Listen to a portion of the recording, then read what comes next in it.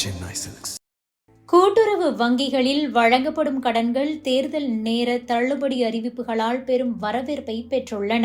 குறிப்பாக அரசியல் கட்சிகள் தேர்தல் வாக்குறுதிகளாக கடன் தள்ளுபடியை அறிவிக்க தொடங்கியுள்ளதால் பொதுமக்கள் போட்டி போட்டுக்கொண்டு கூட்டுறவு வங்கிகளில் கடன் வாங்கி வருகின்றனர். விரைவில் தேர்தல் வர உள்ள நிலையில் என்ன நடக்கப் போகிறது? அறிவிப்பு வெளியாகுமா? இந்த பதிவில் விரிவாக பார்க்கலாம்.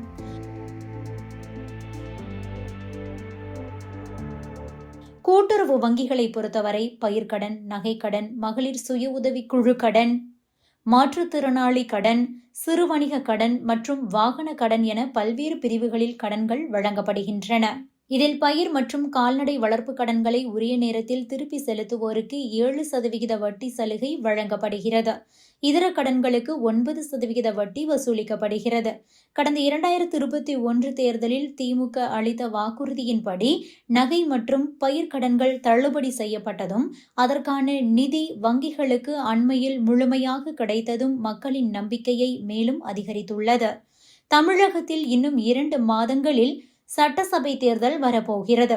இந்த சூழலில் கடந்த தேர்தலைப் போலவே இந்த முறையும் கடன் தள்ளுபடி அறிவிப்பு வெளியாகுமா என்று மக்கள் பலமாக நம்புகின்றனர். அதிமுக பொதுச் செயலாளர் எடப்பாடி பழனிசாமி ஏற்கனவே மாற்றுத்திறனாளிகள் மற்றும் சிறுபான்மையினருக்கான கூட்டுறவு கடன்கள் தள்ளுபடி செய்யப்படும் என வாக்குறுதி அளித்திருக்கிறார். இதற்கு போட்டியாக ஆளும் கட்சியான திமுகவும் பல்வேறு கவர்ச்சிகரமான தள்ளுபடி அறிவிப்புகளை வெளியிட தயாராகி வருகிறது. இதன் காரணமாகவே மக்கள் கடன்களை திருப்பி செலுத்துவதை காட்டிலும் புதிய கடன்களை பெறுவதில்தான் அதிக ஆர்வம் காட்டி வருகிறார்கள். இந்த நிதியாண்டில் மட்டும் மொத்தம் 1.10 லட்சம் கோடி ரூபாய் கடன் வழங்க திட்டமிடப்பட்டுள்ளது.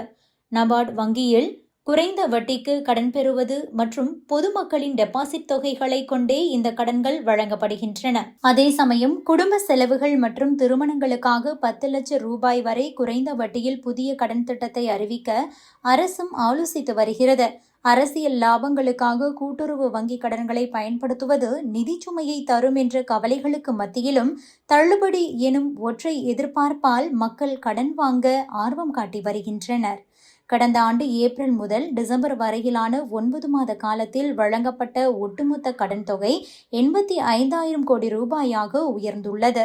இது முந்தைய ஆண்டின் இதே காலகட்டத்தோடு ஒப்பிடும்போது 13,000 கோடி ரூபாய் அதிகம் என்பதும் கவனிக்கத்தக்கது. கூட்டுறவுத்துறை அதிகாரிகள் இது குறித்து சில கவலைகளை பகிர்ந்து கொள்கின்றனர். நபார்டு வங்கியில் குறைந்த வட்டிக்கு பெறப்படும் நிதி மற்றும் பொதுமக்களின் டெபாசிட் தொகைகளை கொண்டே இந்த கடன்கள் வழங்கப்படுகின்றன. எனவே அரசியல் காரணங்களுக்காக கூட்டுறவு வங்கிகளை ஒரு கருவியாக பயன்படுத்தக்கூடாது என்றும் இது வங்கிகளின் நிதி நிலைமையை பாதிக்கும் என்றும் எச்சரிக்கிறார்கள்.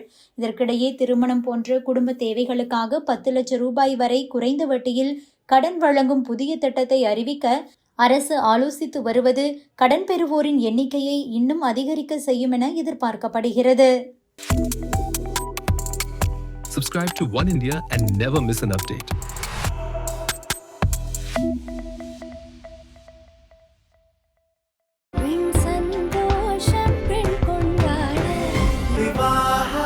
மணப்பெண்ணின் பிரத்யேகமான திருமணம். Vivaha, the Chennai Silks.